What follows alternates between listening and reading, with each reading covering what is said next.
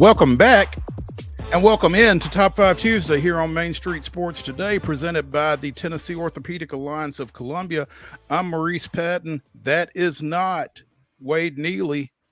That is Blane Keller, our man on the street in Sumner County. I would tell you which paper he's sports editor of, but he's sports editor of all of them in Sumner County. So, but Blane is sitting in for the still out-of-pocket Wade Neely. Will be out for another couple of days. Today and tomorrow is expected back Thursday. Maybe he will be, maybe he won't. You know, who knows? You never know what to expect out of Wade. But again, we do have Blane Keller here with us for the next couple of hours as we discuss sports of local, regional, and national importance. So sit back, relax, and enjoy it.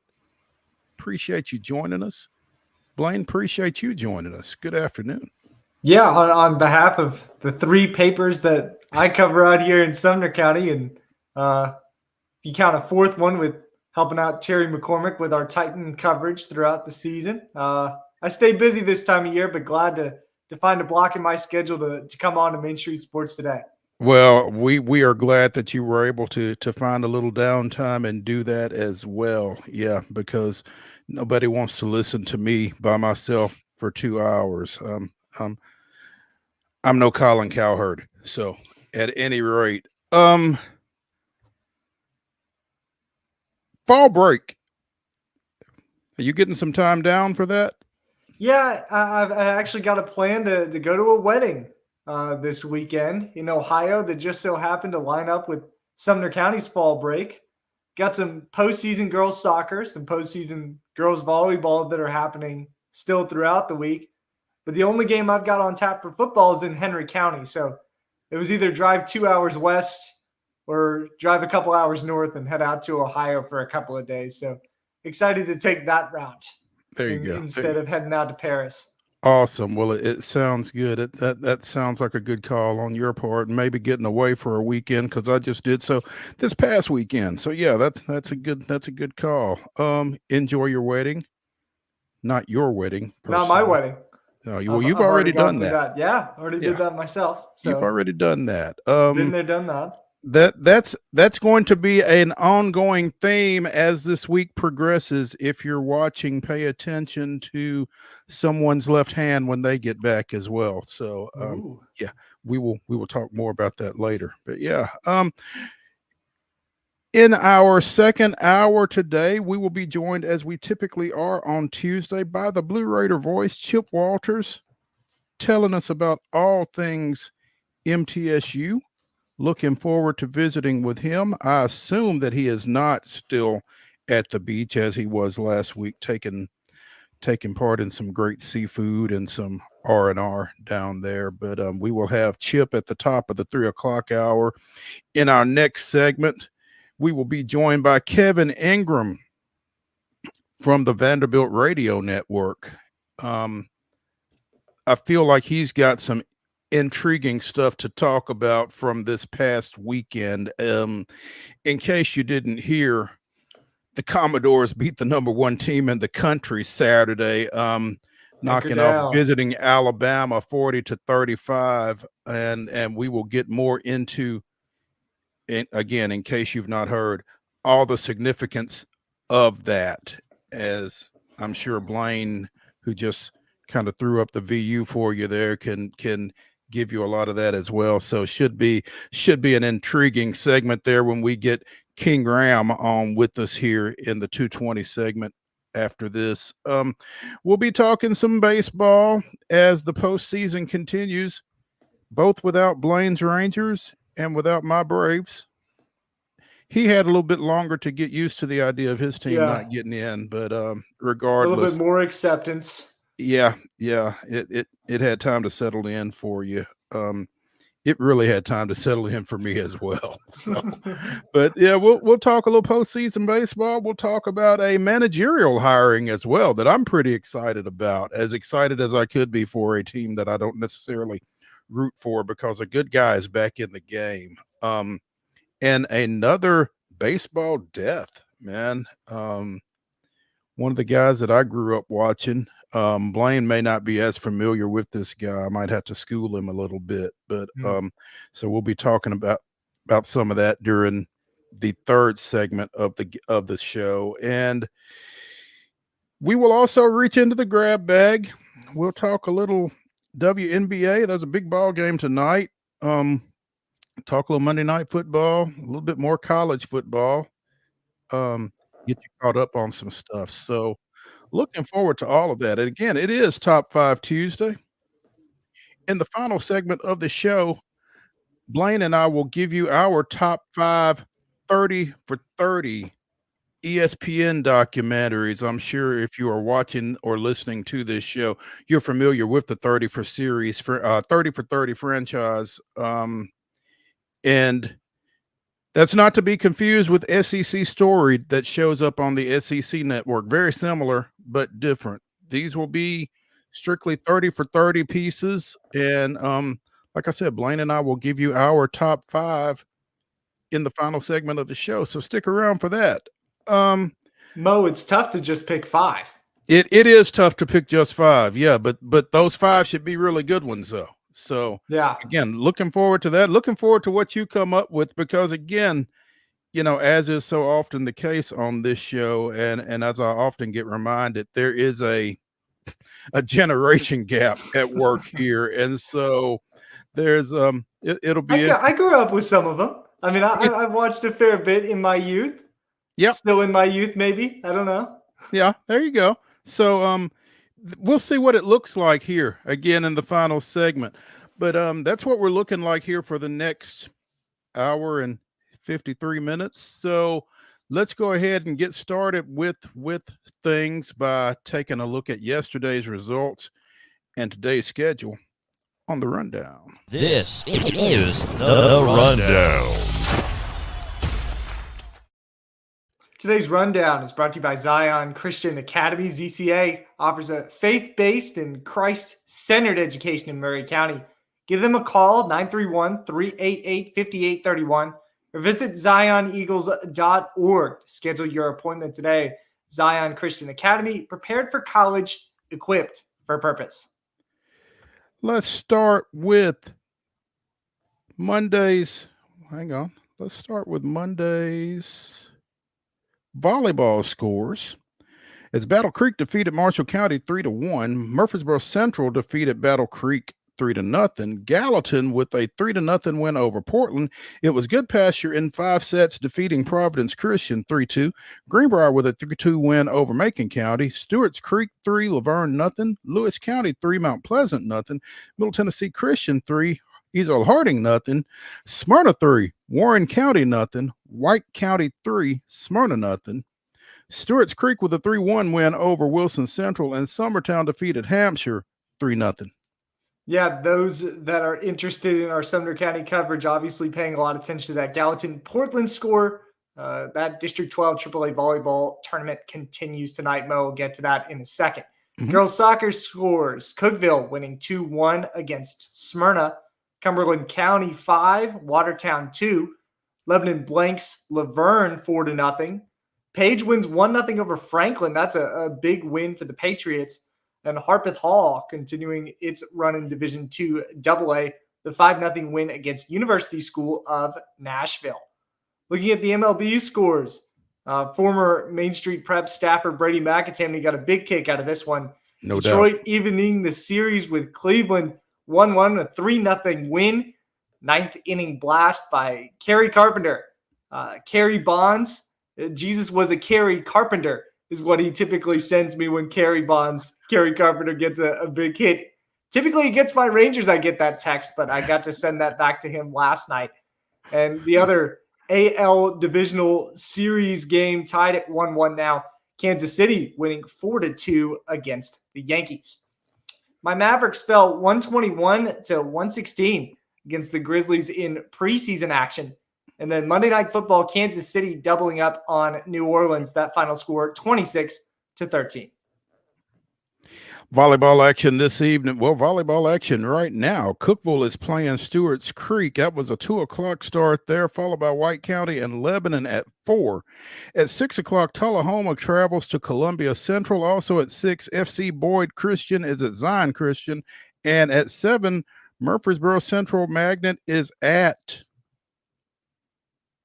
I'm not sure because I don't have an opponent. Yeah, they're not at home, clearly. Girls soccer action at 4:30. Brentwood Academy is at Lipscomb Academy. At 5, Donaldson Christian Academy is at University School of Nashville. At 6, Macon County plays at White House. Also, Fairview hosts Creekwood at 6. And Kirkwood will be at Rossview, first touch at 6. 7:00 first touch for Murfreesboro Central at Tullahoma. Also at 7, Dixon County is at West Creek. At 8, Portland plays Station Camp. And again at 7:00, Shelbyville travels to Columbia Central.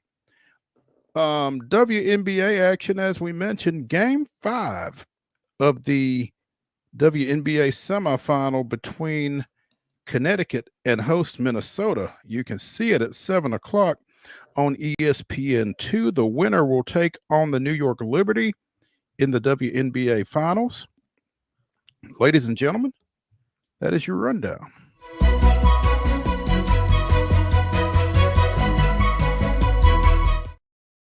Your top story brought to you, as always, by Piggly Wiggly in Neely's Mill in Columbia. Be sure and check out their delicious daily deli lunch options available from 11 a.m. until 6 p.m.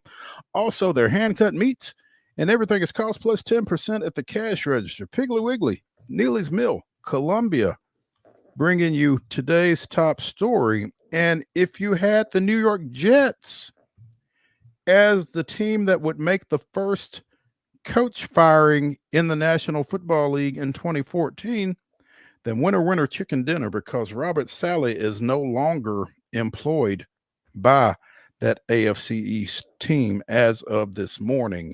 The Jets fell to 2-3 with their 23-17 loss over in London against the Vikings over the weekend, a game in which Aaron Rodgers threw 3 interceptions.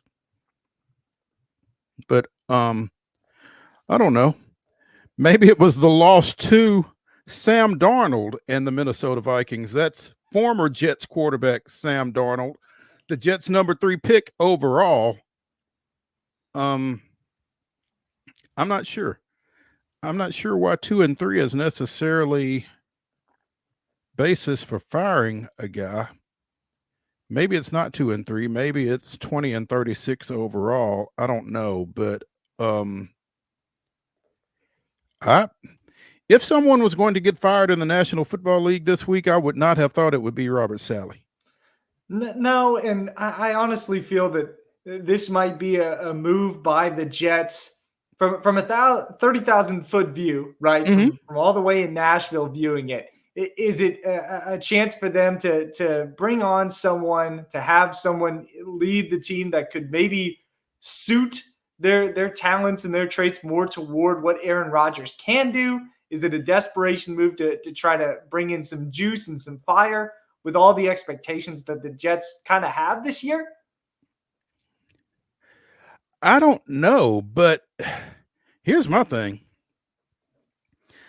I'm not sure, and it'll sound blasphemous, and I'm okay with that. I'm not sure Aaron Rodgers is who you want to hitch your wagon to at this point. How much time does Aaron Rodgers have left? I don't know. But I mean, I don't know. And maybe this exposes my elementary knowledge of football at the professional level. I'm not sure. But I don't know how Rodgers' 1,093 yards in 5 games is reflective of what Robert Saleh is or isn't doing, or was or wasn't doing. He came in as a defensive guy. He was formerly defensive coordinator of the 49ers before taking over as head coach of the Jets. And coming out of this past weekend, the Jets are the number 2 defensive unit in total yards allowed So I'm not sure again exactly how this is reflective of the coach, but they weren't going to fire Aaron Rodgers. So, well, New York is a game out, maybe half a game out of the standings to Buffalo in the AFC East, and it's not like Miami's going to hang in there for much longer unless they get Tua back, and the Patriots are probably trending downward too. So it's not like you were losing ground by any means in the standings. And Jeff Ulbrich is the defensive coordinator. It's not like you're bringing up an offensive guy and hoping that he takes the reins of this. Yeah, I mean, I don't know how that makes things better. We're going to replace Sally and elevate the current defensive coordinator to the head coaching role. Like you said, Buffalo's 3-2, and not great. Buffalo's beatable. Houston proved that this week. Well, Houston proved that this week. Baltimore proved it the week before. So, I mean, Buffalo's beatable. The Dolphins, again, with Tua and the quarterback situation there, and the Patriots, I hate it for Gerard Mayo, but the Patriots are the Patriots right now, and that's not complimentary. So, I don't know. It feels like the Jets had an opportunity to be competitive, and maybe people closer to the situation than we are, as you mentioned, Blake, feel otherwise. I don't know. They play Pittsburgh at Pittsburgh this Sunday. It's a Sunday night game, followed by the Patriots, the Texans, the Cardinals, and the Colts over that's their next 5 games. So, I mean, it's a winnable stretch. It is. It is. And as it stands, Ulbrich is going to get a chance to look like the savior against a schedule that you don't know whether it would have been any better or any worse, had Sally still been in place. So I'm just trying to think, Mo, of the last time something like this worked. When is an example of firing a head coach 5 games in and bringing on a guy as an interim turned into a positive situation for an NFL team? I can't imagine that it has, to be honest. I'm looking at this CBS Sports article. I think the last coach was fired 5 games in was Matt Rule 2 years ago over at Carolina, and you can see how it's worked for them. So, I mean, it's an intriguing situation, and certainly something we'll be keeping an eye on here over the next bit. But Robert Sally, you won't have him to kick around if you are a Gang Green fan. We'll have to get Wade's thoughts on that when he gets back, because he is actually inexplicably a Jets fan. So I'm sure he'll have plenty to say about that when he gets back in the saddle here in the next couple of days. Look forward to that. Let's take a break here on Main Street Sports Today, presented by the Tennessee Orthopedic Alliance of Columbia. When we return to the Lee Company studios, we will be joined by Kevin Ingram of the Vanderbilt Radio Network. So stay tuned after this.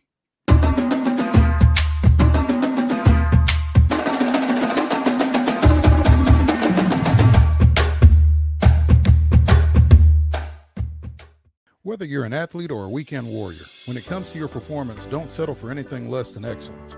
We're proud to announce that Mid-Tennessee Bone and Joint Clinic is now Tennessee Orthopedic Alliance of Columbia, where we are redefining sports medicine and orthopedics. Tennessee Orthopedic Alliance's team of expert sports medicine physicians understands the unique demands of your body. TOA Columbia specializes in personalized orthopedic care, offering state-of-the-art treatments for everything from sports injuries to joint replacements. Learn more at toacolumbia.com. Step into the Lionel retail store at Opry Mills, Nashville, and you'll be captivated by all the magic of the 123-year history of Lionel trains. Whether you're already a train enthusiast or just getting started, Lionel will energize your love for trains. NASCAR fan? Come check out your local Lionel station to learn all there is to know about model trains and diecast NASCAR collectibles. Visit nashville.lionel.com or call 615-455-9399. So Busy Bee is a very close-knit family. We fight just like every family does. We have arguments, but we always come out with a solution to the problems. We don't just fight about what we want, we fight about what customers need. We want to make sure that every customer we go to is more than satisfied. And that doesn't just start whenever we show up at their door, that starts when we show up every day at work. We want to make sure that we are serving our customers to the best of our ability. Custom Stone Handler supplies over 600 distributors and suppliers with quality stone products. Along with River Stone, we produce and distribute over 100 building, landscape, and other bulk products. Our goal is to provide quality products, service, and partnerships to ensure our customers' success. We firmly believe that the measure of any person or company is how they treat other people and customers. Give them a call at 931-490-4990 or visit CustomStonehandlers.com. With Lee Company technology, the best handymen are hands-off. Lee Company techs have been using visual findings and other smart technology tools for years to add transparency and virtually take customers along. You see what we see, whether we're in a crawl space or on a roof. With Lee Company, technology helps us help you, no matter what's happening in the world or at your house. He shoots, and he scores!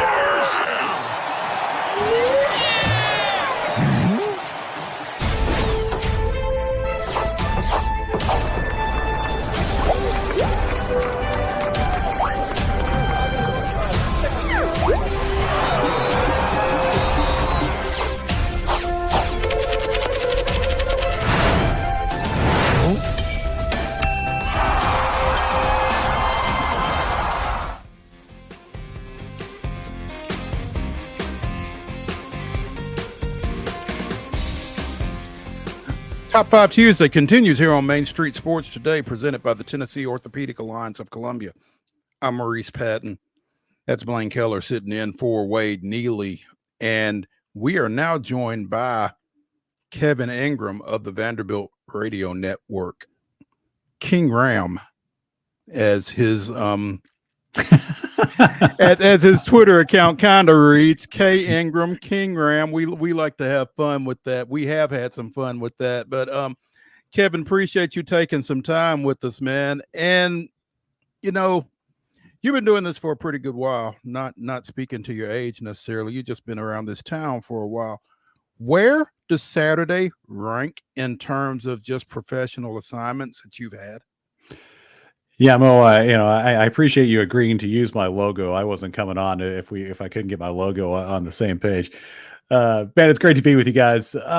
It would definitely rank right up there. It was really special and fun and all of those things. And I've had a lot of people ask me, is like, where do you think this ranks in Nashville sports history, just of things that have happened in this town? And I was thinking, over the last 25 years, I saw the Music City Miracle in person. I saw the 2017 Stanley Cup final. The Preds and the Penguins have seen a lot of stuff over the years. And gosh, this has to rank right up near the top. Vanderbilt's defeat of Alabama.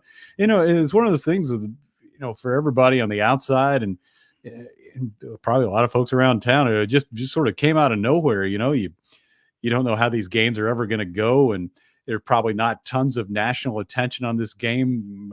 Like I say, most people on the outside think, Alabama will roll in there and take care of business. And next thing you know, you're deep into the second half and you got a chance to win if you're Vanderbilt. And things went the Commodores' way and it really, really played great. I mean, the thing that a lot of people have also said to me is, hey, this win wasn't a fluke. Vanderbilt really played well, beat them up front on both sides of the football, made plays that it took to win. You have the football in your hands at the end, you kneel it down and head off and celebrate. I mean, those things don't happen very often against the number one team. So it was really, really cool.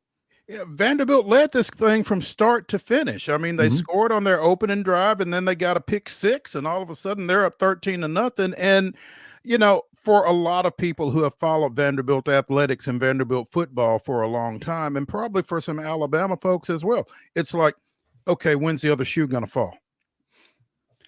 Yeah, and there's always that bit of doubt. I mean, no matter who you are, even if you're on the team, I mean, that you got to make some plays to finish off the football game. You get down to the end, and Alabama scored with 2:46 left. They scored a touchdown to make it 40-35. They're within one score, and you think, okay, Alabama's got 2 timeouts, and there's a 2-minute timeout to go with it. So they get a couple stops, they get a chance with the football, and a guy who's a Heisman candidate and some fantastic offensive weapons, they can push it down in the end zone pretty quick and win this thing. So you're still going to have to make some plays.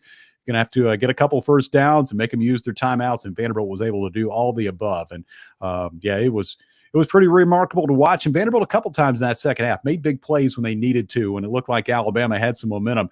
One that comes to mind is about 9.5 minutes left in the game, that big sack and forced fumble that I felt like was a game-flipping play too by Miles Capers. Wataha recovered the fumble, but that was another spot where Alabama had got it within a situation where they could take the lead if they could drive down and score, and Vanderbilt was able to get that huge turnover that just seemed like it made a gigantic difference in the game in terms of momentum and all those things. And it takes plays from all over the place to defeat a team and a program the caliber of Alabama, and Vanderbilt was able to do that on Saturday. Kevin, you talked about those big plays. I mean, another one, that 4th and 1 that Vanderbilt has, where Diego Pavia fakes the run, hits Lipscomb Academy grad junior Sherrill downfield. I mean, when Mo talks about the other shoe falling, Vanderbilt's one stride away from that not converting, and maybe Alabama flipping this game for good. How wild of a sequence was that to see from the booth?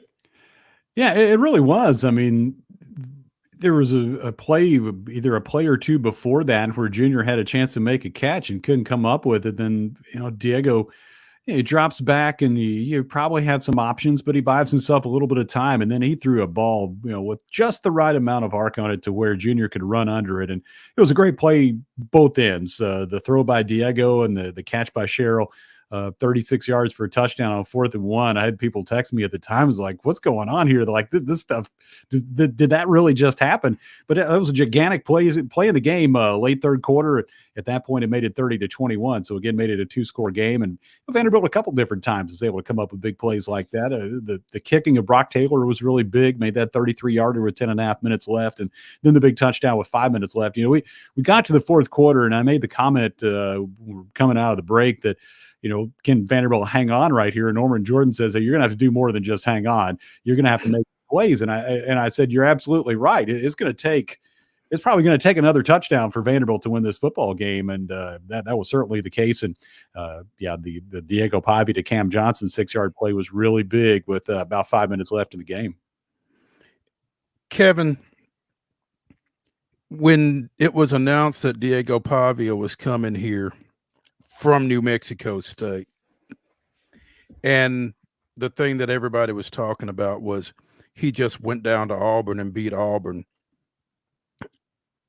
Did you feel like over a 12-game schedule that what Diego Pavia did at New Mexico State could translate to the Southeastern Conference? Because that was kind of my question when he was coming in. Yeah, he really did some great things in Conference USA, no lie. But how does that translate on this stage? And I think we're getting our answer. Yeah, Mo, I think that's a great question, and maybe we have gotten our answer through the first 5 games here. I think you'll always wonder and maybe that's the case for any player you bring in as a transfer.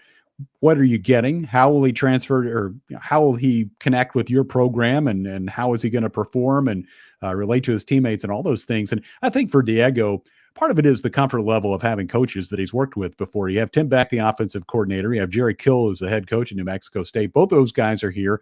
Eli Stowers, who is his teammate, has become a top target for him, the tight end, a guy who can be that safety valve, can make a catch, can make people miss. He's really athletic and can also play quarterback, as we found out too.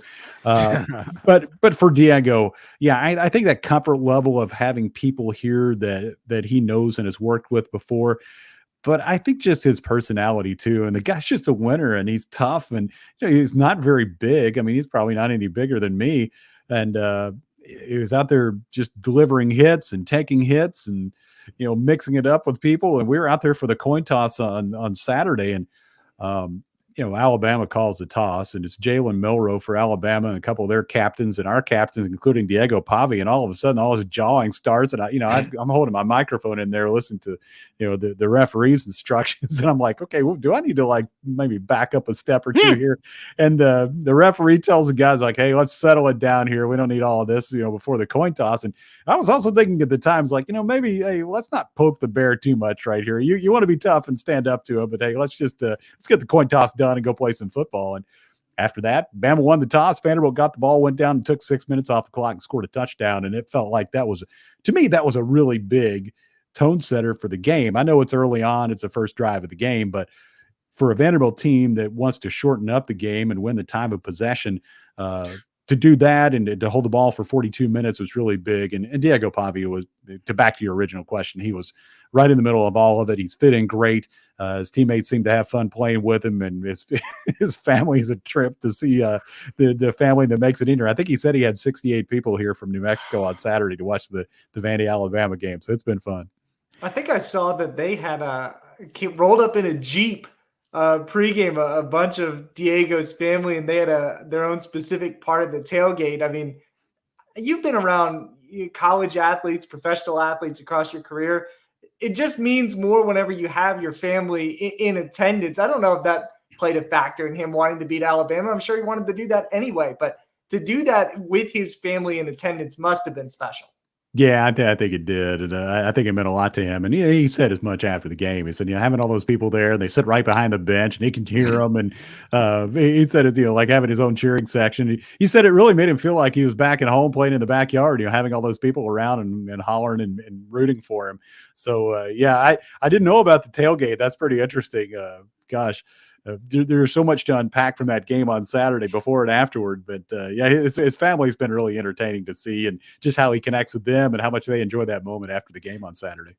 This would be a good time to mention Diego Pavia at the high school level was a 3-time state wrestling finalist in New Mexico. That is in no way shocking, is it? It's really not. In retrospect, now that you've seen his game and you talk about his stature and that kind of thing, and his intensity and all of that. Yeah, it makes perfectly good sense that he was a wrestler and did it at a high level at the high school level. Kevin Ingram of the Vanderbilt Radio Network joining us here on Main Street Sports today, presented by the Tennessee Orthopedic Alliance of Columbia.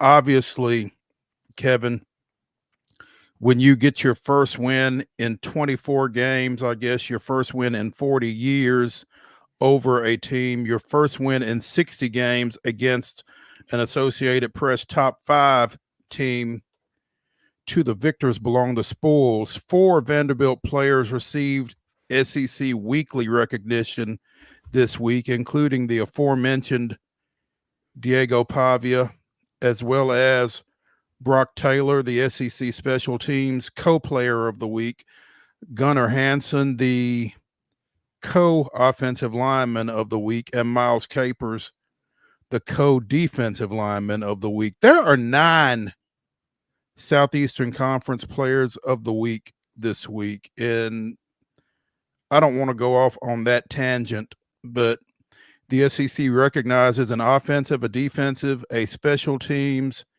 an offensive lineman, a defensive lineman, and a freshman of the week.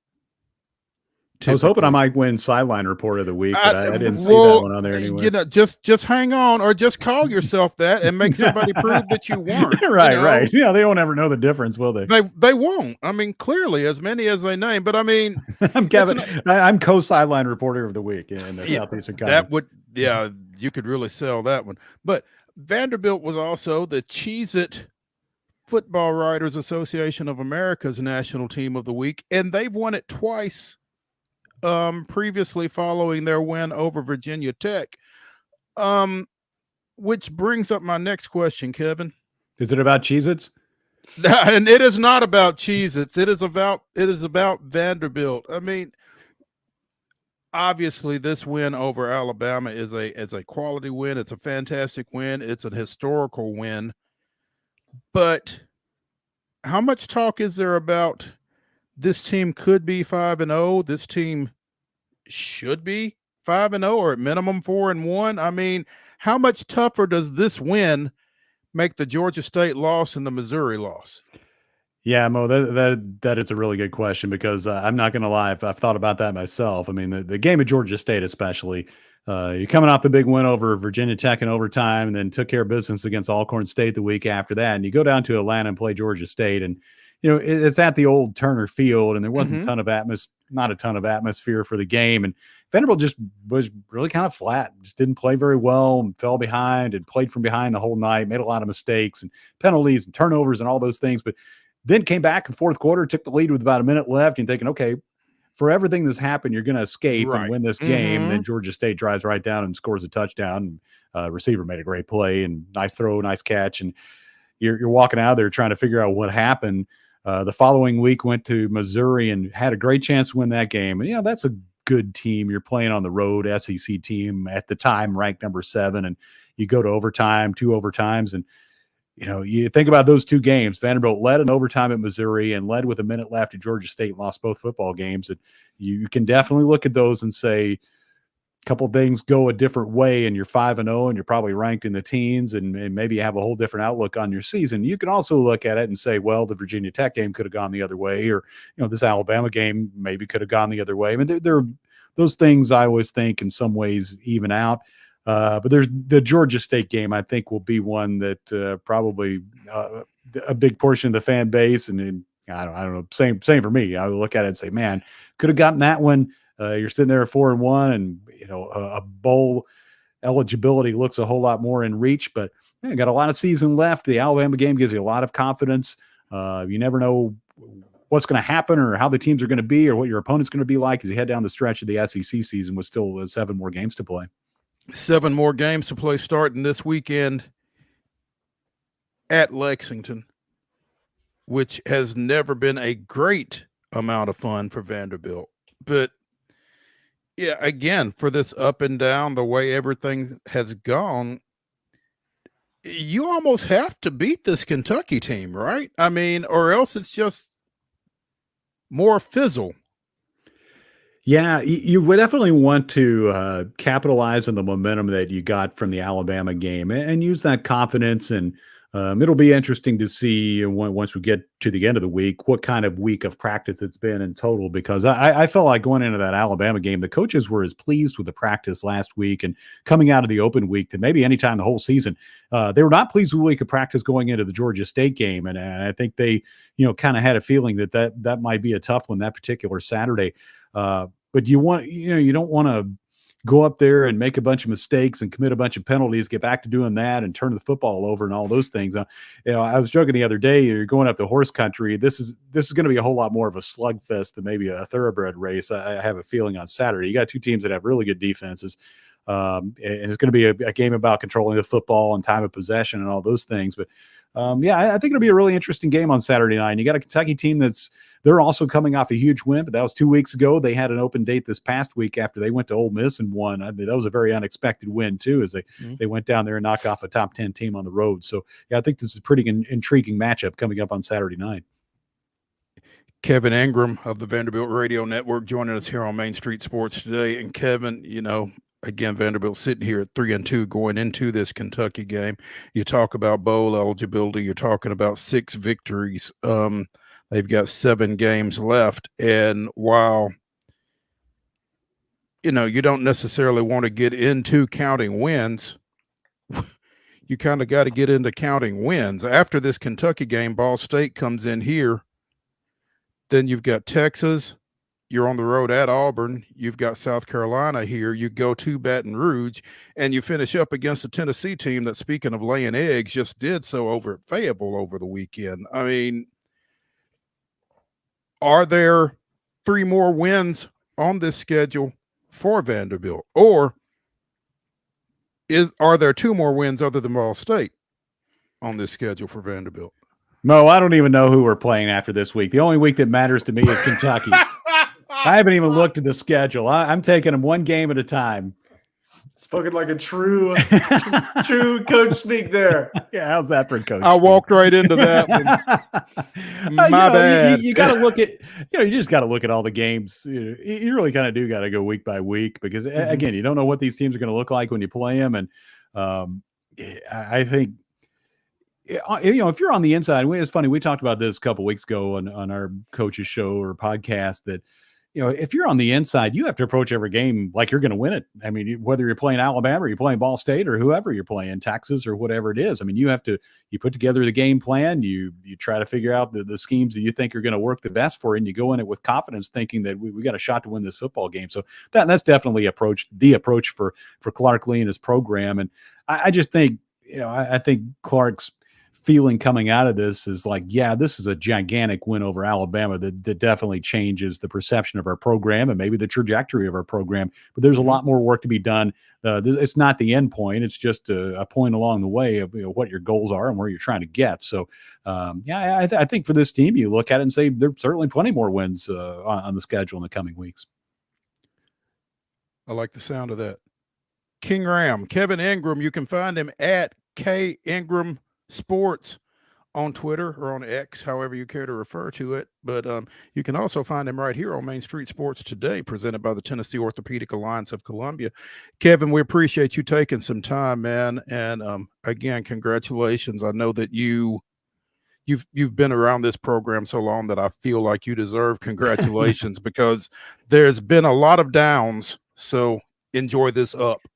Oh, Mo and Blane, I appreciate you guys having me on. And yeah, it's been an interesting journey. This is kind of my second stint working on the football broadcast as sideline reporter, 16 years total. So I've seen a little bit of everything. I've seen some tough losses, including a couple tough losses this season, but the game on Saturday was about as much fun as anything I've experienced in the years I've been around it. So it was a lot of fun, and looking forward to Saturday night. I still have a hard time believing that the weather's going to be nice in Lexington because I've been there a lot of times in my life, and about 99% of the time the weather's been terrible. Now, most of the time the game when Vanderbilt has played there has been in November, so it's unusual to go in October, but hoping for good weather and a good result for Vanderbilt up at Commonwealth Stadium or Kroger Field, as they call it, on Saturday night. Well, like you said, anytime you're going to get good weather up at Kentucky, because I don't know, regardless of who I was covering, I don't know that I've been there that it was. So enjoy that. Yeah, I know it's always like cold and rainy, or the last time we went there, it snowed.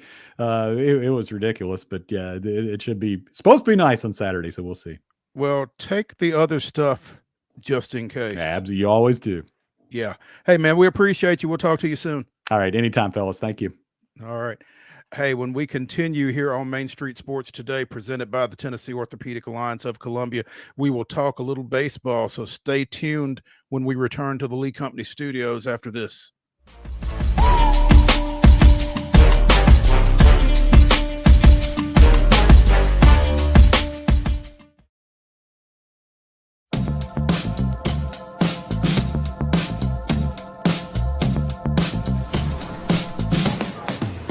Do you want to be a bad man?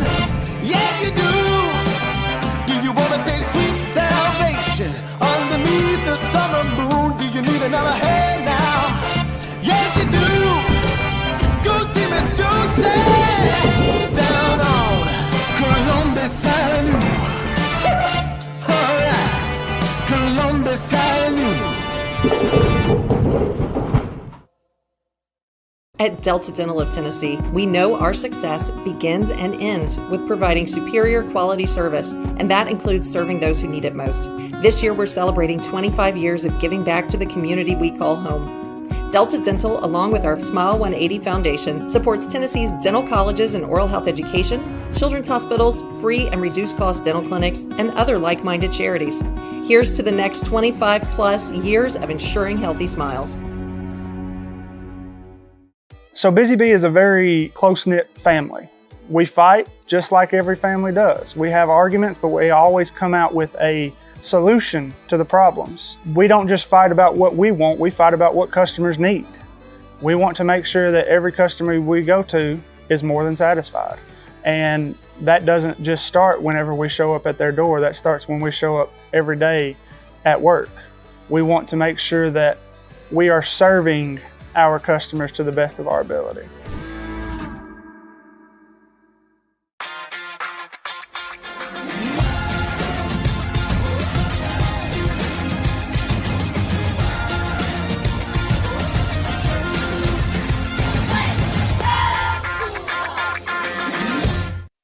With Lee Company technology, the best handymen are hands-off. Lee Company techs have been using visual findings and other smart technology tools for years to add transparency and virtually take customers along. You see what we see, whether we're in a crawl space or on a roof. With Lee Company, technology helps us help you, no matter what's happening in the world or at your house. Whether you're an athlete or a weekend warrior, when it comes to your performance, don't settle for anything less than excellence. We're proud to announce that Mid-Tennessee Bone and Joint Clinic is now Tennessee Orthopedic Alliance of Columbia, where we are redefining sports medicine and orthopedics. Tennessee Orthopedic Alliance's team of expert sports medicine physicians understands the unique demands of your body. TOA Columbia specializes in personalized orthopedic care, offering state-of-the-art treatments for everything from sports injuries to joint replacements. Learn more at toacolumbia.com.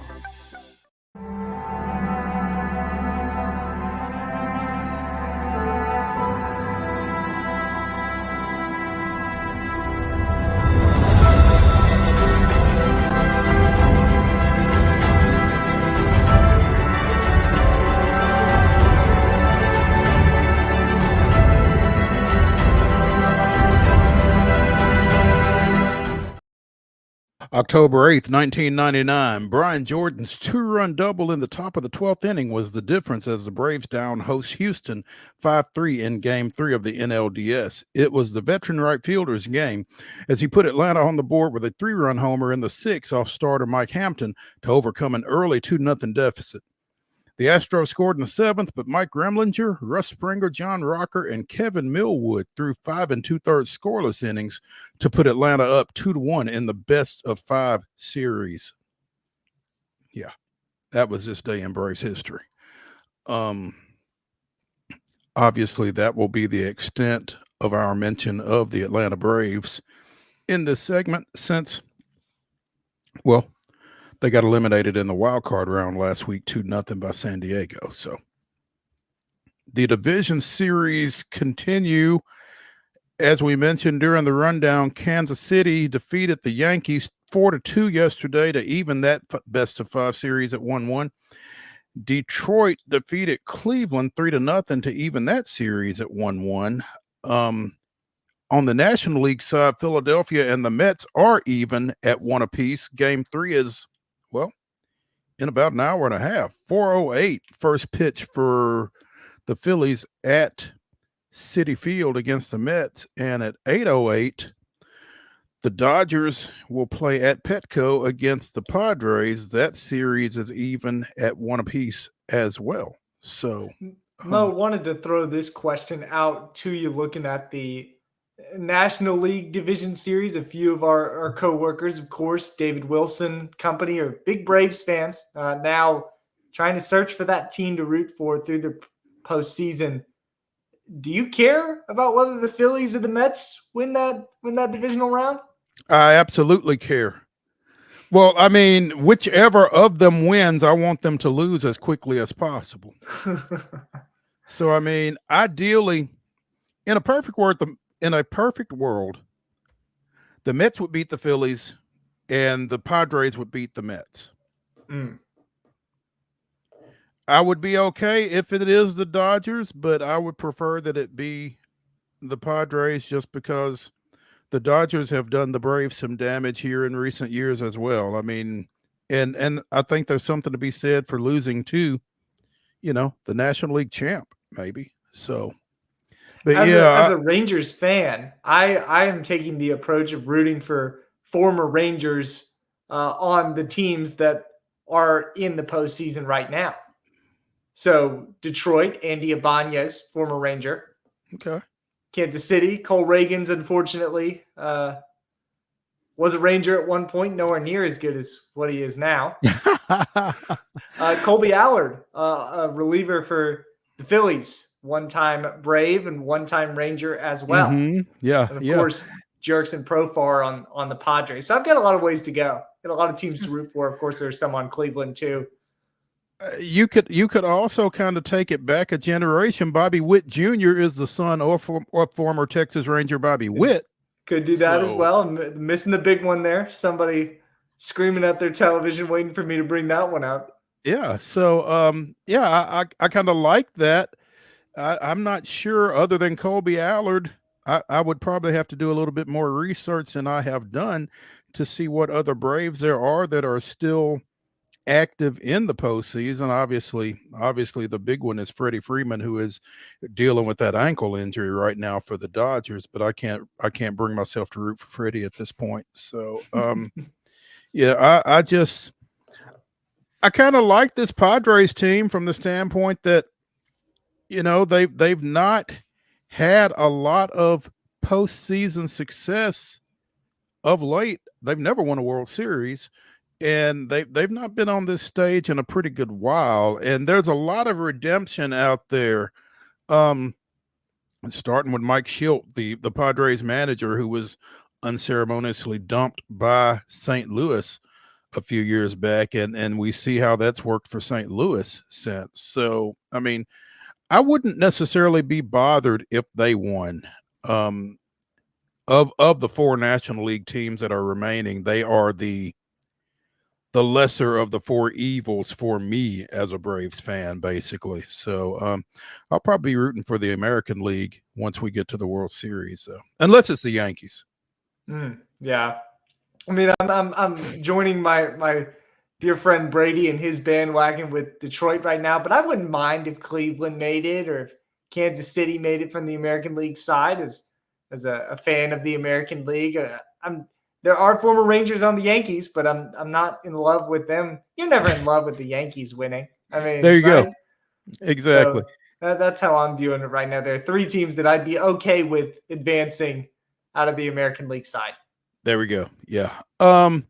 And after these two games today, we got a full slate tomorrow. Everybody is in action tomorrow. The Guardians and the Tigers will play their game 3 early. The Yankees and the Royals will play their game 3 at 6. And then Philadelphia, New York, and LA, San Diego, that'll be game 4 for those two tomorrow night. So baseball paradise tomorrow, as long as you're just watching, I guess, because again, as a Braves fan, I'm struggling to watch. In fact, I've not watched since they got eliminated. So, way to be honest, Mo. Yeah, hey, it is what it is, man. Once my team is done, I'm kind of done. But news late last week, and we did not have a show on Friday. It was David and I on Thursday. I think it was Thursday evening when this started to trickle out, maybe. But former Birmingham Barons manager Terry Francona is back in the game. He has been named to replace David Bell as manager of the Cincinnati Reds. Terry Francona, who retired at the end of the 2023 season after serving as Cleveland's manager for a pretty good chunk of time, 11 seasons. And most people, including Terry, thought he was done. According to this article on The Athletic, I honestly didn't see myself managing again. I had a really good year away from the game. I needed to step away.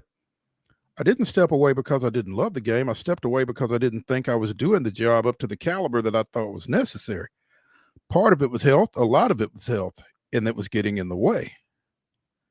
So apparently a healthy Terry Francona will be back in the dugout at the Great American Ballpark, and I'm glad to see it.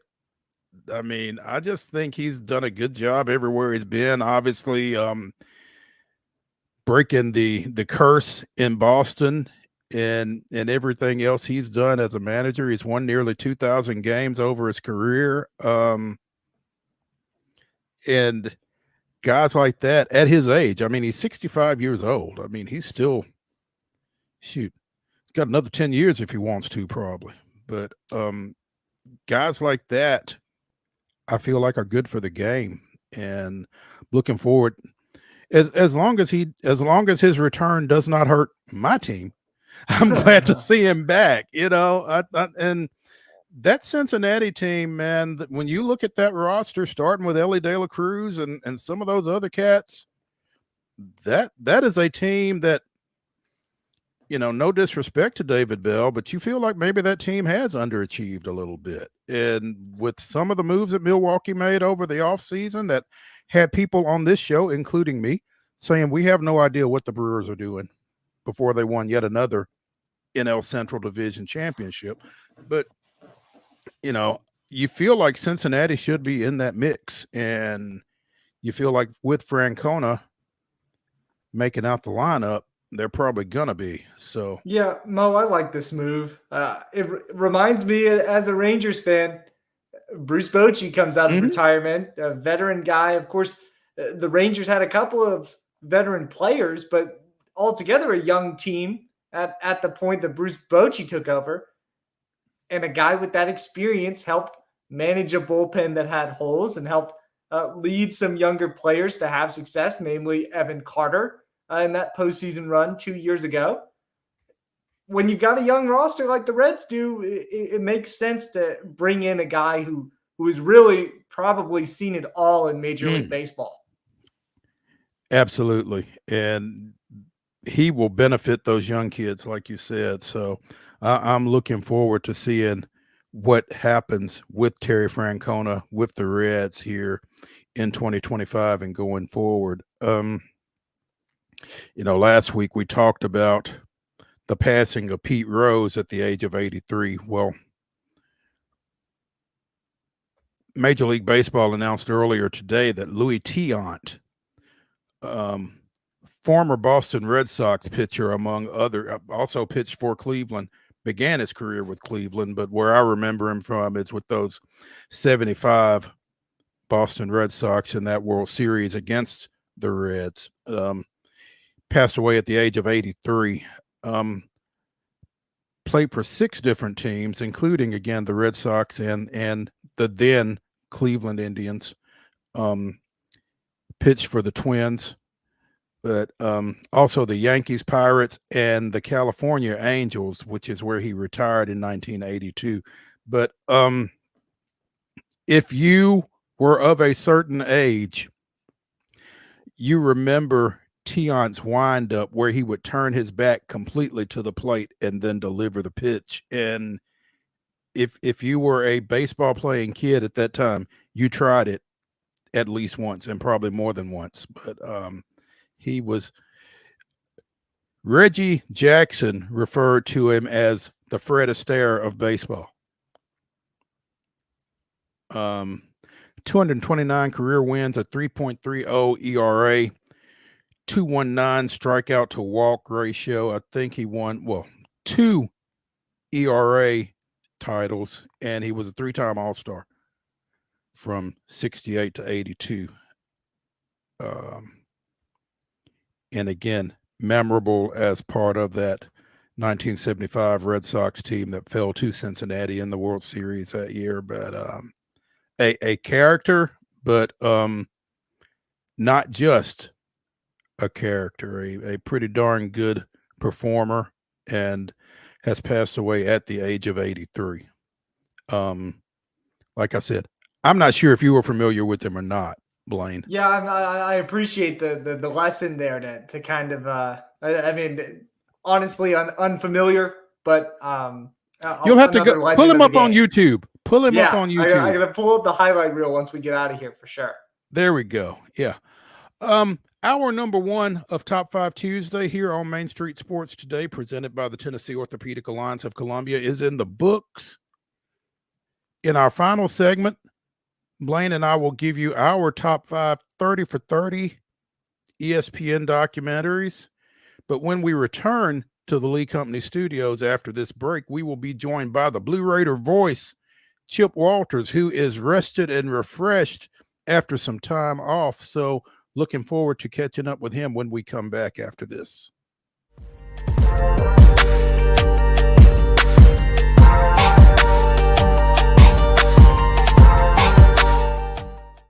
Hi, I'm Dr. Vilay Saisuka, CEO and founder of Premier Foot and Ankle Centers of Tennessee here in Murfreesboro. We offer foot and ankle care from ingrown toenails to diabetic foot wounds. We also fix ankle fractures and things like that. Call us today to schedule an appointment. We look forward to seeing you. Because here at Premier Foot and Ankle, we believe that the journey begins with happy feet. Whether you're an athlete or a weekend warrior, when it comes to your performance, don't settle for anything less than excellence. We're proud to announce that Mid-Tennessee Bone and Joint Clinic is now Tennessee Orthopedic Alliance of Columbia, where we are redefining sports medicine and orthopedics. Tennessee Orthopedic Alliance's team of expert sports medicine physicians understands the unique demands of your body. TOA Columbia specializes in personalized orthopedic care, offering state-of-the-art treatments for everything from sports injuries to joint replacements. Learn more at toacolumbia.com. With Lee Company technology, the best handymen are hands-off. Lee Company techs have been using visual findings and other smart technology tools for years to add transparency and virtually take customers along. You see what we see, whether we're in a crawl space or on a roof.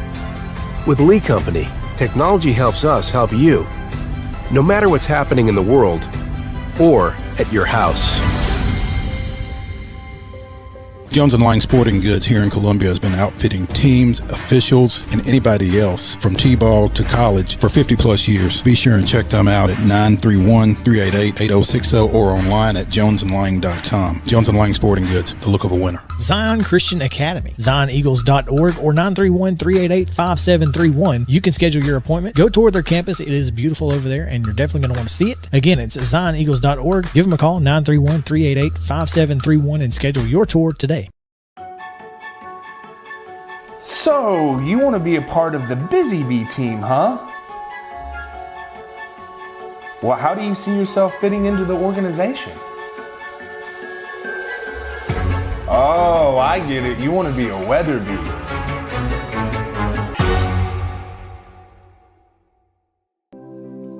Custom Stone Handler supplies over 600 distributors and suppliers with quality stone products. Along with River Stone, we produce and distribute over 100 building, landscape, and other bulk products. Our goal is to provide quality products, service, and partnerships to ensure our customers' success. We firmly believe that the measure of any person or company is how they treat other people and customers. Give them a call at 931-490-4990 or visit CustomStonehandlers.com.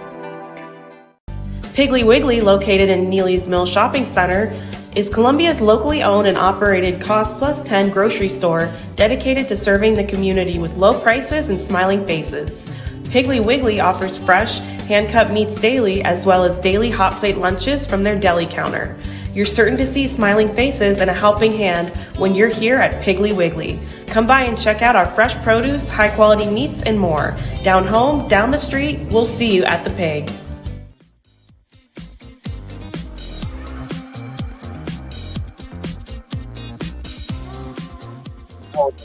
Of Top 5 Tuesday here on Main Street Sports Today, presented by the Tennessee Orthopedic Alliance of Columbia, starts right now. That's Blane Keller sitting in for Wade Neely.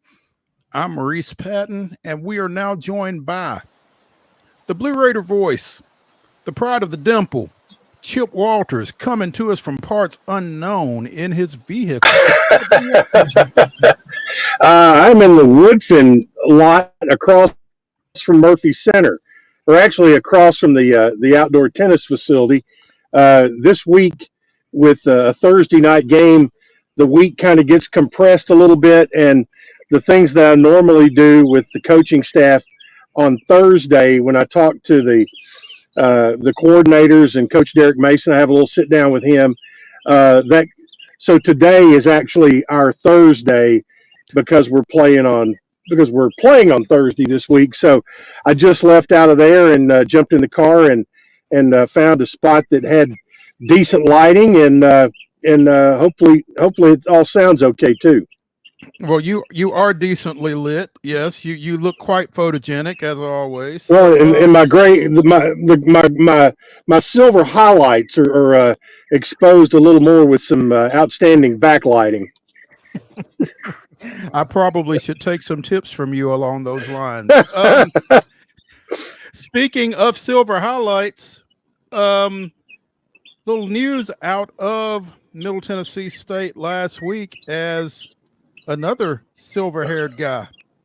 The old pro, Dick Palmer, has stepped away from, or stepped back maybe, from his Right. women's basketball duties with the radio broadcast. He will be doing home games only this season. Is that right? No, he's stepping away completely from women's basketball. Okay. And and he's going to continue to do baseball, and will continue to work with us as our pre and post game and halftime host on the Blue Raider Network. Dick Palmer kind of took me under his wing back in the fall of '81 when I was a freshman, and so we've been kind of part of this for 43 years, I guess now, together. I've been back officially working with him since '91, so that's 33 years or 34 years, I guess, and 34 football seasons. He gave up. He changed his role 17 years ago. He had been doing football and men's basketball, and at that point, he stepped away from that and took on the role of being women's basketball and baseball play-by-play, which he has really enjoyed. Mr. Palmer just celebrated his 86th birthday, so he is, health-wise, he's in great shape. His wife had gone through a little bit of a health scare a year ago, and needing him to be a little closer to home for longer periods of time could be helpful there. So I think that played a role into his decision. And the travel can be a little bit rough, and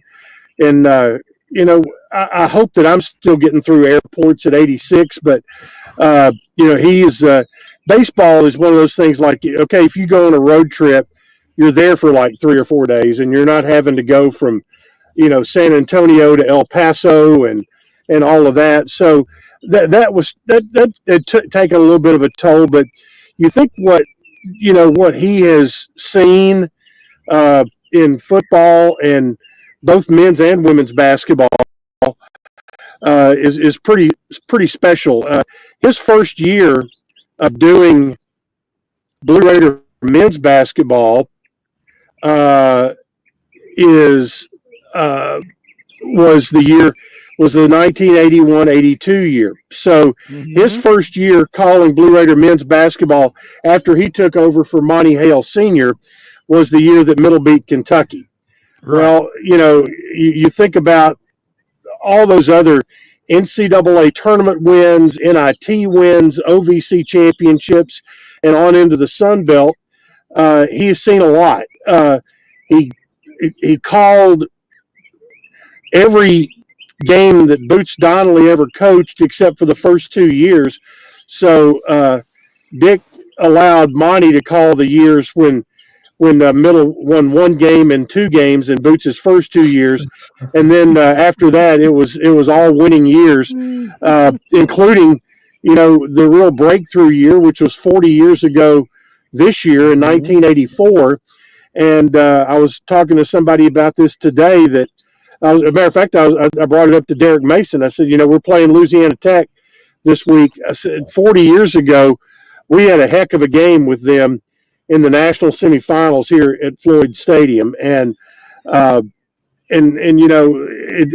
Dick was calling that, which that followed up a playoff win at Eastern Kentucky and a playoff win at Indiana State. So he's seen an awful lot in those years, and is such a great resource, and has been so good to me, and helping pave the way for me and showing me how to do things and how not to do things, and just being a great friend along the way.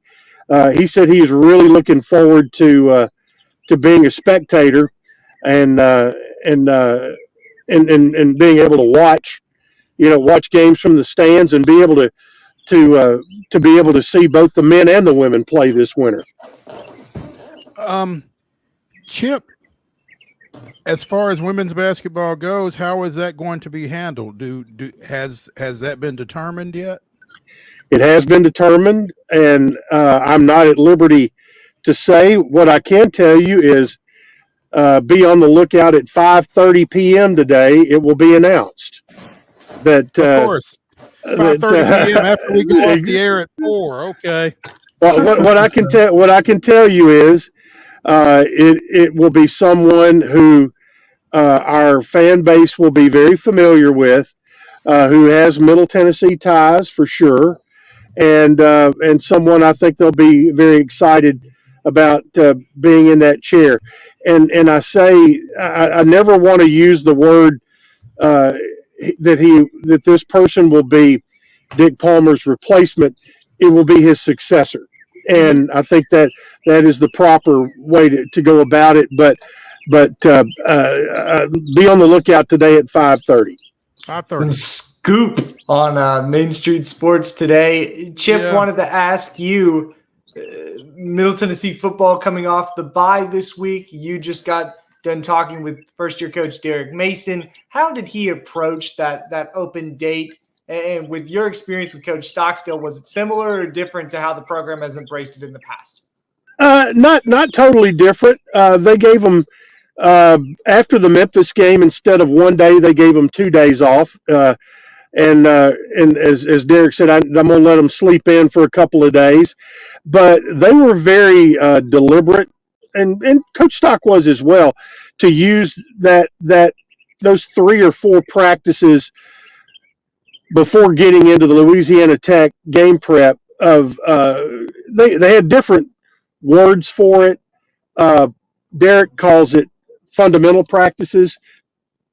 Coach Stock had maybe a different word for it, but still means the same. Is don't worry about get back to the basics of blocking, tackling, making sure. And he even talked about, as coaches, they needed to go through their operational things and smooth out a few things. Like, he's made it very public. They've made some errors in substitutions that have, cost them a touchdown at Memphis, as far as getting a guy on late defensively that where they had stopped Memphis on a 4th and 3, but there was a player coming on late that was deemed to be offsides, which gave Memphis a first down, and 2 plays later they scored. So it not just the players, but about their own operations with how they do things within a game.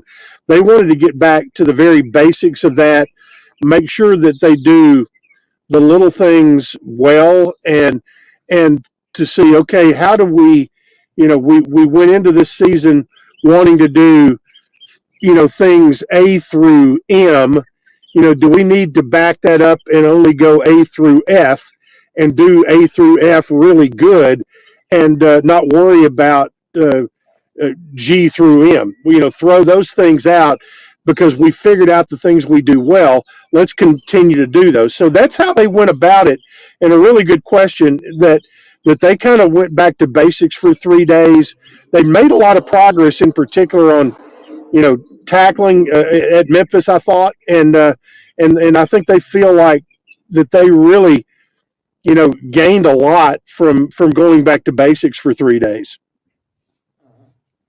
Chip Walters, the Blue Raider voice, joining us here on Main Street Sports today, presented by the Tennessee Orthopedic Alliance of Columbia, as he typically does on Tuesdays. And Chip, obviously, again, there's some history between Middle Tennessee State and Louisiana Tech. This is a Thursday matchup as Conference USA swings into its midweek schedule, going down to Ruston on Thursday night. We've played Western. That's the only conference game that Middle has played to this point. To see somebody who is theoretically on the same level after the other games that Middle has played to this point, what is the benefit of the schedule that we've played prior to this, and how do you see that playing out Thursday night? Well, I think, part of the benefit, I mean, in the non-conference schedule that you play, I think you hopefully, if you're competing, obviously this schedule was not built knowing that you would have a new coaching staff this year. That was a byproduct, and a coincidence. So, when you open up, and when you have, and who knew Ole Miss was going to be a top 5 team when they came on the schedule? Who knew that Manny that whenever this game with Duke was scheduled, number one, that Manny was going to be there, and that Duke was going to be on an uptick. But Middle played outside of the turnover bug, played pretty well against Duke. Had moved the ball well against Ole Miss. I thought made early mistakes against Western that just put them in a hole. Probably the best overall game they played was the Memphis game. So they're going in the right direction. And I think the thing that you look at this from that schedule is that maybe you get to this point to where you're playing teams that are more like yourself, is that, okay, things start to come a little easier now. And also you're getting a little bit healthier. I mean, he mentioned the names Peasant and Middlebrook in his press conference yesterday, and that's 2 running backs we haven't seen since the Tennessee Tech game. So Bodie Reeder may have a few more bullets in his gun this week. But you've seen some health issues get better on defense as well. And the one thing he talked about on his radio show last night, when I was kind of talking about the offensive line and moving, Mateo Guevara, who had been the starting center, moved him out to right guard and moved some other people around. And his comment last night was, he goes, "I'm tired of moving people around. I hope that we have them in the right place now. I want to see them all play in the same position they played the week before." He goes, "I hope we're done experimenting and we're to that point, and to that point where now health is the reason you might be moving somebody around, or that you've gained some depth, things like that." So, you hope that playing an Ole Miss, you hope that playing a Duke will pay off as you move into the conference schedule. And the one thing, talking to some of the players is that, hey, here you are, probably 80% of your fan base thought before the season started you would be 1-4 at the end of September. And what are you? You're 1-4. You've played a tough schedule, very tough schedule. But now, you're in games against people like yourself, and here you go now. And they're excited about where they are. I was talking to Parker Hughes, middle linebacker, and John House, who is the leading tackler on this football team. They're excited about where they are, and they think that they've gotten better as well. So, they're looking forward to it. And you're playing 3 games in 14 days, but the tough one is week 1 and week 2 of this little stretch, playing Thursday and then having the quick turnaround and playing again next Tuesday. How do you balance that between Thursday game and the Tuesday game, especially after having a week away from play and now having to have back-to-back short weeks as a program? Well, as it works out, honestly, it is much more easy to digest than last year when you had to play 4 midweek games. This year, it worked out to where everybody only has to play 3. And, this week, you don't really have a short week because you've had a mini bye. So you've had a full week of prep. Next week is really the only short week you have, because it's really short. It's really short, and then you go from playing on a Tuesday to playing the following Wednesday. So you actually have an added day between next week's game against Kennesaw, and then the road trip to Jacksonville State. So it is more palatable. And then you have kind of a buffer on either end of this to kind of get your feet back under you before you hit your November schedule. So, it's different. And the biggest challenge is, as you all know, football players and football coaches in particular are creatures of habit, and they're used to doing certain things on Sunday. They're used to doing certain things on Monday, Tuesday, Wednesday, Thursday, and Friday leading into a Saturday game. So you have to find a way to get it into your head on this week where you play on Thursday. As I'm talking to you guys, today's not Tuesday. Today is Thursday in your brain, because the actual Thursday is your Saturday in your brain. And that's the part you have to kind of figure out how to handle and go about your business. But as I mentioned to Coach Mason walking out of his office 30 minutes ago, I said, Derek, I said, if you are on a national stage, and that's what this was all about, playing midweek games in October. I said, but Derek, I would much rather play midweek games in October in Conference USA cities than midweek games in November in MAC cities. No question. He goes, oh, I coached at Ohio U, and it's no fun going to Toledo in November. Oh, that's a visual that I could do without for sure. Chip Walters, the Blue Raider voice, joining us here on Main Street Sports today, presented by the Tennessee Orthopedic Alliance of Columbia. One thing that you said, Chip, that I kind of wanted to revisit. You mentioned that John House, former Brentwood High School safety, former Vanderbilt signee who transferred in after Coach Mason arrived, is the leading tackler. How concerned are we that a safety is the Blue Raiders' leading tackler? Well, that's I get your point, and that's changing a little bit. 2 weeks ago, middle linebacker Parker Hughes was the leading tackler in the game. The move of Xavier Williams over to the other safety position from third string quarterback, it's been amazing to watch his transformation. But I think it's something, again, here's something that you and I, old school guys, have to get through our head in today's football. That more times than not, when you look at a team's defensive stats, it's not always that middle linebacker or that defensive end who's making the plays. They're funneling stuff, into the linebacking core, and the strong safeties are making more and more plays, because in today's world of spread offenses, you're having to make more plays in space, and who's more capable of doing that than corners and safeties? So it is part of it, yes, can be alarming. Part of it too is just a byproduct of what today's football is. Okay. Thank you. I appreciate that. You feel better now?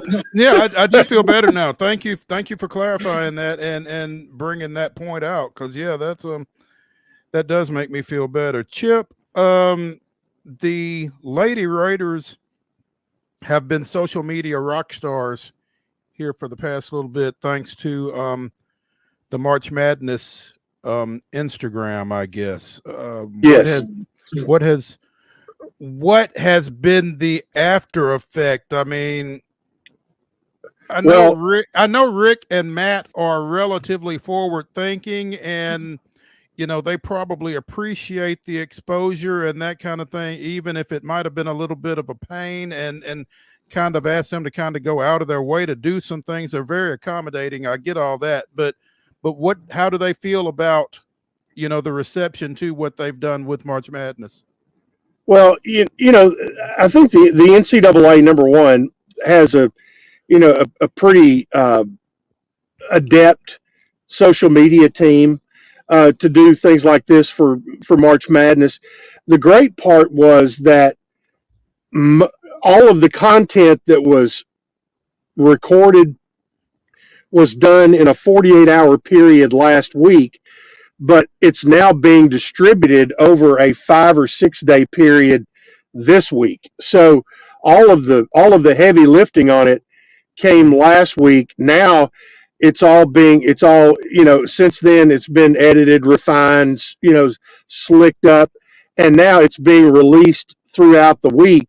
And when you're talking about an Instagram account that has just short of 1 million followers, it's certainly worth your time and effort to put your best foot forward with them, because they only choose a handful of programs each year to go in and embed themselves with for 48 hours, and to put on a national stage like that, and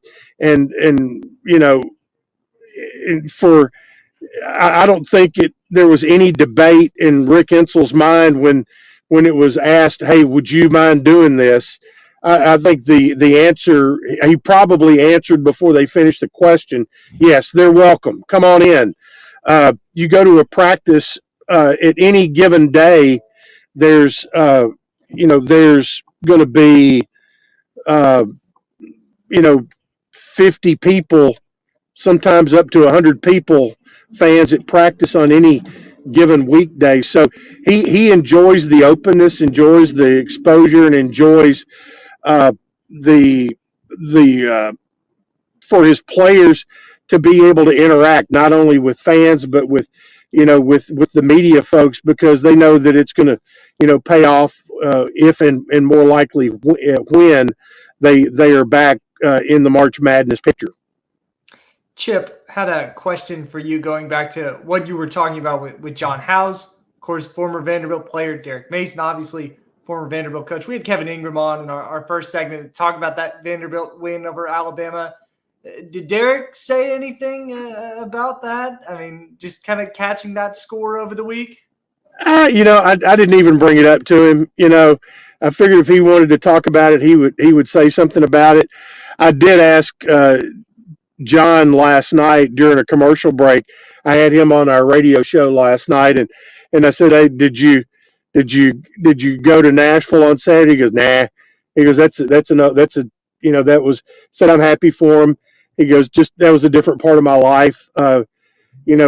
Mo knows this. You may not know, but I mean, I spent 5 years doing radio for Vanderbilt, and matter of fact, the first game I was ever part of their radio crew was in Tuscaloosa against Alabama, and it certainly did not turn out the way that this past weekend's did.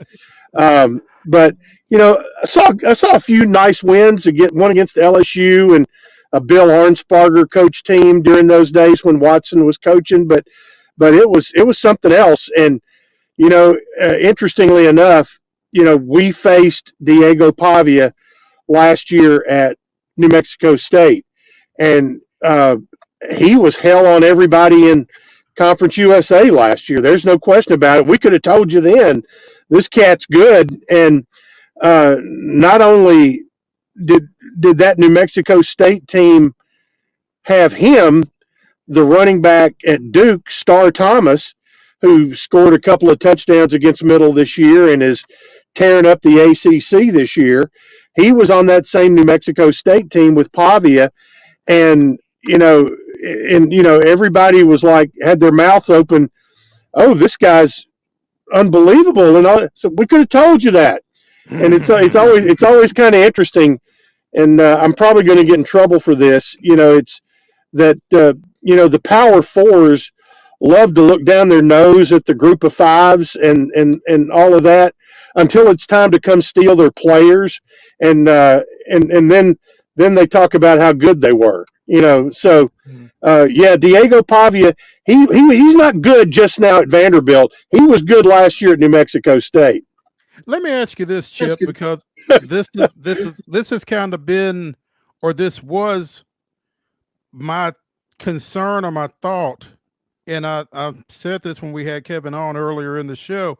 Yeah, did you feel like what he did well at New Mexico State, he would be able to do well in the Southeastern Conference? Well, that's hard. That's hard to say. He was just, you knew last year when you saw him at New Mexico State that he was a unique talent. And he had a pretty good line around him. Obviously, had a good running back behind him. But I mean, we held him to 14 points out in Las Cruces. It was a 14-10 game, something like that. We had a good plan for keeping him hemmed up once they got to the red zone. He kind of ran wild between the 20s, but we did a pretty good job of kind of closing things in on him once they got close. And that was a pretty veteran secondary and a veteran defensive line that was going at him last year. You had Jacoby Thomas back there in the secondary, who's now playing pretty well at Tennessee. You had Zaylen Wood, who's now one of his teammates at Vanderbilt, and 3 other defensive linemen who are also starting at Power Fours this year. So they were able to keep him hemmed in, and that was what was so surprising about Alabama is they could not keep him off the edge. And I guess Vandy's running back was able to do enough inside to where they had to honor that. And Vanderbilt's tackles and their receivers did a good job of setting enough of an edge to get him to the outside. And that to me was the surprising part. Not necessarily what he did. I think the surprising part was what Vandy's offensive line did to set a new line of scrimmage against Alabama's defensive line. Chip Walters, the Blue Raider voice, bringing insight as always here on Main Street Sports Today, presented by the Tennessee Orthopedic Alliance of Columbia. Chip, we appreciate it. Oh, hey, one quick question for you. What in your mind was Middle's best ever singular performance by a player against Louisiana Tech in football? Oh, goodness. Oh. This is a no-brainer. I would imagine it was Flea, right? No, it was not Flea, although he did play well in that playoff game. Dwan Hicks set the school record with 6 touchdowns in Middle's first ever 1A football game at home, and that was against Louisiana Tech. And I think I missed that game. Part of that goalpost did not end up in the Stones River. Part of it is still hanging above the bar at the Borough right across the street from Floyd Stadium. That's so good. Wow. That is good. That is good. Again, Chip Walters bringing insight and dropping knowledge here on Main Street Sports Today. Chip, we appreciate it, man. See you, boys. All righty. When we continue after this break on Main Street Sports Today, presented by the Tennessee Orthopedic Alliance of Columbia, Blane and I will get into the grab bag and try to get you caught up on some stuff across the sports landscape. So stay tuned when we return to the Lee Company studios after this.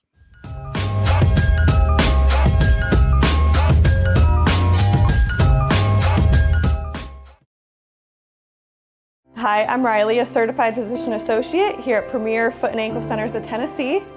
We have a couple locations, Murfreesboro, McMinnville, as well as Franklin.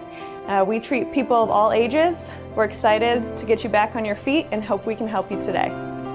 Call us today to schedule an appointment. We look forward to seeing you. Because here at Premier Foot and Ankle, we believe that the journey begins with happy feet.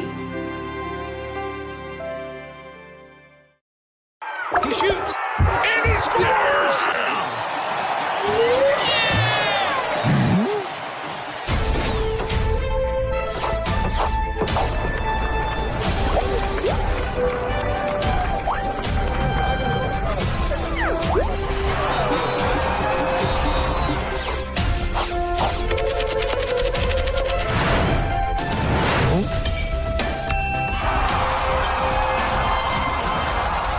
Whether you're an athlete or a weekend warrior, when it comes to your performance, don't settle for anything less than excellence.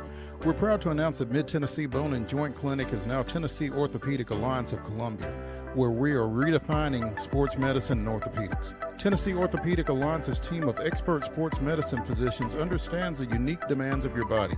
TOA Columbia specializes in personalized orthopedic care, offering state-of-the-art treatments for everything from sports injuries to joint replacements.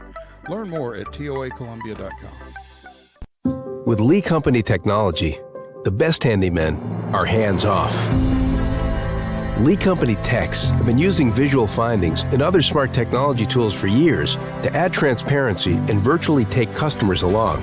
You see what we see, whether we're in a crawl space or on a roof. With Lee Company, technology helps us help you, no matter what's happening in the world or at your house.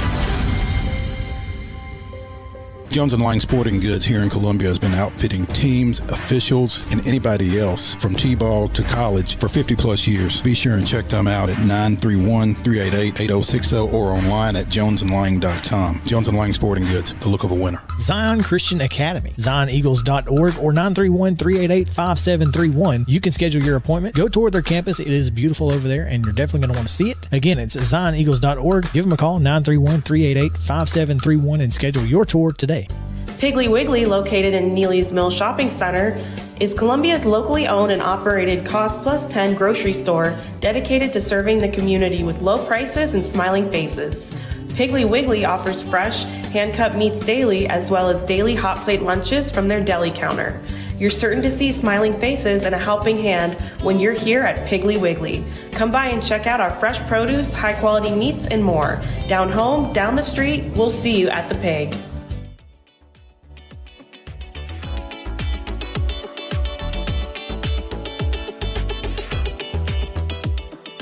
Top 5 Tuesday continues here on Main Street Sports Today, presented by the Tennessee Orthopedic Alliance of Columbia.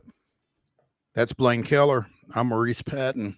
In our final segment, we will give you our top 5 30 for 30 ESPN documentaries, as ESPN is celebrating the 15th anniversary of that franchise this week. So stick around for the final segment. Right now, it's time to get in the grab bag. Let's start in the WNBA, where the second championship series participant will be decided tonight as the Connecticut Sun travels to the Minnesota Lynx for Game 5 of the WNBA semifinals. The Liberty closed Las Vegas out over the weekend and is sitting waiting on this winner to play them for the WNBA championship. Blane, I'm not sure how much WNBA you keep up with. I know it'll be a good game. It will be a good game. I mean, it's been a good series. It has been a good series. Again, it's Game 5 of the best of 5. Both these teams split on each team's floor. Connecticut took Game 1 in Minnesota, and Minnesota took the next 2 and was unable to close Connecticut out Sunday in Connecticut. So we're back in Minnesota tonight for the 5th and final contest, and I'm intrigued. I was a little shocked that Minnesota hasn't taken care of business any sooner than this, considering the way they came into the postseason. And I'm interested to see what Connecticut is able to do against Nafisa Collier. I'm intrigued by how Minnesota slows down or stops DeWanna Bonner and Marina Mabry, among others. So I think if you are into high stakes, high drama basketball with no regard for genders, this one might be one to tune into. So you taking the Liberty or Connecticut / Minnesota? Man, I think it depends. I think if it's Connecticut, I'm taking the Liberty. I think if it's the Lynx, I think I like the Lynx. But I am I'm intrigued by how this is going to go down here at both tonight, and Game 1 is on Thursday, so it's a quick turn for whoever wins this thing. So that's going to be fun as well. But yeah, big game tonight, decisive game. Check it out again. What time is it? 3:40 my time. No. Oh, the game. not the time now. Currently. 7 o'clock. 7 o'clock on ESPN2. So check that out if you're not tied up with baseball, or if you are tied up with baseball. Monday Night Football last night. Kansas City did what they do. They doubled up New Orleans. Derek Carr goes out of that game late with an oblique injury. So New Orleans, on top of the loss, has got some concerns at the quarterback position, because if he's not able to come back, then Jake Haener, the former Fresno State quarterback, is probably your guy. And I'm not sure that's a perfect situation for New Orleans to be in heading into the midseason. Yeah, Taysom Hill, pretty sure he was out of that game too with a rib injury from a couple weeks back. So it's not like you could have ran your quarterback insurance. Yeah, your Taysom Hill package. Yeah, now both those guys are down. So yeah, they got some issues all of a sudden. We talked about Vanderbilt's win over Alabama.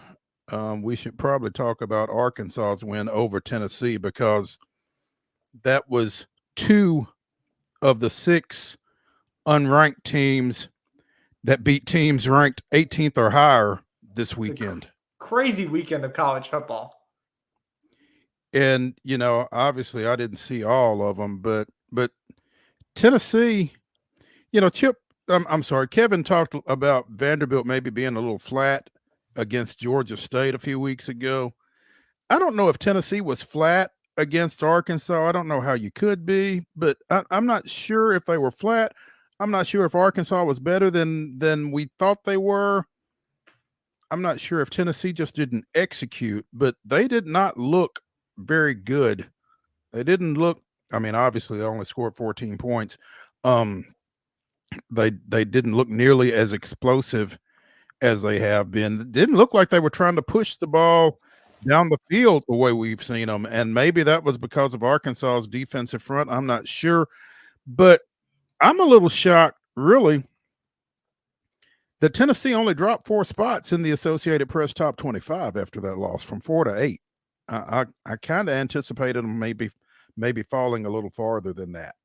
Yeah, I don't think. Alabama dropped 6 spots.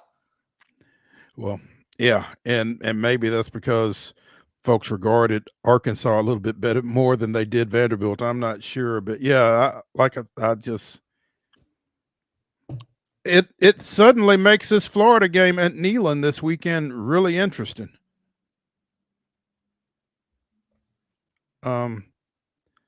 Because where is Tennessee from a mental standpoint going into this ball game, coming out of that one? It'll certainly be worth watching, as most Florida UT games are. But Texas goes back to number 1 following Alabama's loss. Ohio State also moves up a spot. Then you've got Oregon, Penn State, Georgia hold and serve at 5. Miami goes up a couple of spots to 6 this week. Alabama, like you said, Blane, falls 6 spots to number 7, followed by Tennessee, Ole Miss, and Clemson rounding out the top 10. I'll be honest, Mo, if I was a Georgia fan or Georgia in general, I might be a little miffed that Penn State's ahead of me. Team that almost dropped out to Bowling Green at the start of its season. Good Bowling Green team, but still Bowling Green at home. Right. And your loss is Alabama, and you're not even in the top 4. That's just my thought. I don't know. That's an interesting thought. It's an interesting point. And I can see why, if you were a UGA fan, that you might be a little concerned with that. Iowa State up 5 spots to 11. Notre Dame, speaking of baffling losses, Notre Dame is tied with Iowa State at 11, followed by LSU, BYU, and Texas A&M, up 10 spots to 15 after that win over Missouri over the weekend. Utah Missouri Boise fell. Yeah, they fell all right. Let's see. Utah, Boise, Kansas State, Indiana, and Oklahoma. Well, Kansas State, Indiana, and Oklahoma are all tied at 18. Wow. Missouri falls 12 spots, like you said, to number 21. Wow, they must not have thought a whole lot of A&M. Pittsburgh, 5-0. Pittsburgh is at 22, followed by Illinois, Michigan falling 14 spots to number 24, and SMU rounding out the top 25. Vanderbilt got 26 votes. They are 30th, basically, in the AP top 25. So congratulations to the Commodores. The 3-2 Commodores. Should be 4-1 Commodores. At least 4-1. Yeah. Maybe 5-0. Yeah. No, I'll touch on this briefly. On Main Street Sports today, we like to go preps to pros. The TWSAA golf tournament wrapping up for Class A and Division II. White House Heritage's Grayson Cook winning the individual tournament with a 1-over score, edging out Aiden Smith of Stewart County and Maddox Butler of Waverly. I believe this is Christian Academy of Knoxville's Bryson White won the Division IIA Boys Championship. Maddie Gray of Westview won the Class A girls title.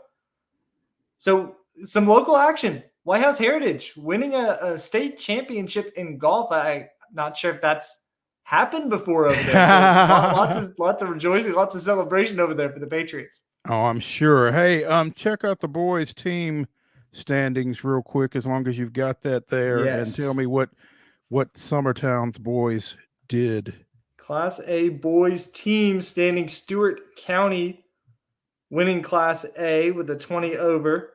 Okay. Signal Mountain in second, 37 over. Mackenzie in third, Summertown in fourth of the 8 teams that made it into the tournament. They were 30 over. Okay. All right. Cool. Saturday, the Nashville Soccer Club was officially eliminated from the Major League Soccer postseason. They're the first time in the franchise's history that they will not participate in the playoffs, and they answered with a 3-1 loss at the New York City Football Club on Sunday. So NSC will be one and done. They play next on October 19th against the Chicago Fire, and then they will shut it down and get a chance to go back and regroup under recently named coach BJ Callahan. It's not been a great year for NSC, obviously. And so, again, they missed the playoffs first time since the team's inception, and a lot of work to do over the off season for the boys in blue. So let's take a break here on Main Street Sports today. When we return to the Lee Company studios, it's Top 5 Tuesday. Blane and I will give you our best 30 for 30 ESPN documentaries. Come back and see what we've got when we return to the Lee Company studios after this.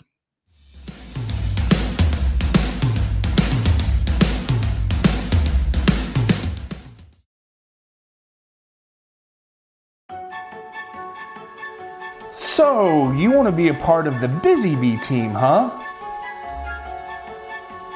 Well, how do you see yourself fitting into the organization? Oh, I get it. You want to be a weather bee.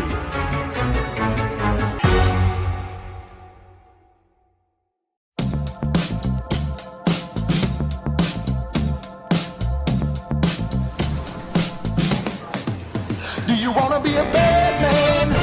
Yes, you do. Do you want to taste sweet salvation underneath the summer moon? Do you need another hand now? Yes, you do.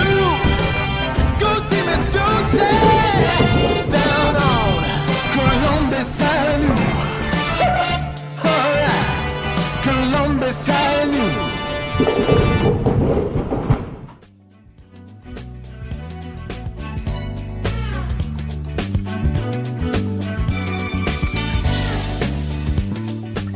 It's Top 5 Tuesday here on Main Street Sports Today, presented by the Tennessee Orthopedic Alliance of Columbia. I'm Maurice Patton. That's Blane Keller. This is the final segment of today's show, which means it's time for Top 5 Tuesday, presented by Mid-South 5 Fitness. Two great locations, one in Franklin, one in Columbia. Whatever shape it is you are in, Thalys Steel will get you in a better one. Promise you. Again, Franklin, Columbia. Find him at Steel Athletes, STEEL athletes.com. Again, ESPN is celebrating the 15th anniversary of its 30 for 30 franchise, and so we felt it would be appropriate for Blane and I to give you our top 5 30 for 30s. And Blane, I'll let you start. Well, I've seen a ton of these, and I've really enjoyed most every one that I've watched. I don't know if this order is right, but I feel, in my gut, this is what I'm going to have to go with. Okay. I'll go at 5th. I hate Christian Laettner. I thought that was, it's so easy for a guy to root against and to see his kind of career. That's an interesting one, I think, to watch. I mean, I think there's a lot of basketball influence on this one. I'll go tied for 3rd. Whoa, stop. Oh, I'm sorry. One from you, Mo. No. We draft. Oh, we're drafting. We're drafting. So yes. I took. Yes, we're drafting. I'll start. I hit Christian Laettner then. Let's go with that. That's a good get, and the person for whom you are sitting in would be proud of that one as well. So yeah, you did Wade a solid by taking that one there. I'm sorry, I did not explain. I forgot that you were new. Yes, we draft. So rookie mistake on my part. That's okay. We'll get you schooled up. I am taking, because when I saw Roy Wood Jr., I think he's involved with the celebration telecast that is currently on ESPN and on their website on this. But when he tweeted out what are your favorite 30 for 30s, immediately, and what always springs to mind for me whenever this comes up, the best that never was, the one on Marcus Dupree, the former Mississippi prep star and former Oklahoma running back, because we are roughly the same age, I guess. And I remember hearing about him in Mississippi and watching him at Oklahoma and all the expectations that he ultimately didn't live up to, unfortunately. But yeah, the best that never was is the first one that came to mind for me here. So, well, I'll tell you, first one, if going in regards to first one that came to mind, one that always sticks out to me, especially in this era of college football we're in now, Pony Excess. Got it. I think that's my second. If I had to rank them, that's probably my favorite. Mm-hmm. I was taking a 2-for-1 approach and grabbing Christian Laettner, and now I'm going Pony Excess for SMU. Kind of really interesting to see the contrast of how college football treated paying players years and years ago, and how open it is now. Yeah, I think that one takes on, like you said, a particular irony in light of the college athletics paradigm now. So yeah, that's a good call. Pony Excess. Number 2 for me is the Randy Moss piece, Rand University. If you've not seen it, check it out. That's good stuff. It's that's what they call the town in West Virginia that a lot of really, really good athletes never got out of. So yeah, Rand University is my number 2. What's your number 3? Surprised this one falls to 3. Mo, you don't know Bo. It's on my list. It's definitely on my list. 3. Yeah, that's a good one. I'm gonna go at number 3 because now that Blane realizes it's a draft, I'm going to go with this one at number 3 because I'm not sure how much farther I could let it go. This was a two-parter, but Vic, Yeah. the rise and fall of former Atlanta Falcons quarterback Michael Vick and his return. So that's my number 3. That's a great pick. And you mentioned me now realizing this is a draft. I thought you were going to steal this magic moment from me. Fortunately, I hang on to that one, and that's going to be my number 4. Really love the twists and turns that one kind of takes on. And even a couple of instances of Michael Jordan, talking about Michael Jordan's run against the Magic in that series too. I thought that was really interesting. Someone who didn't grow up in that era. So this magic moment, my number 4. Okay. My number 4,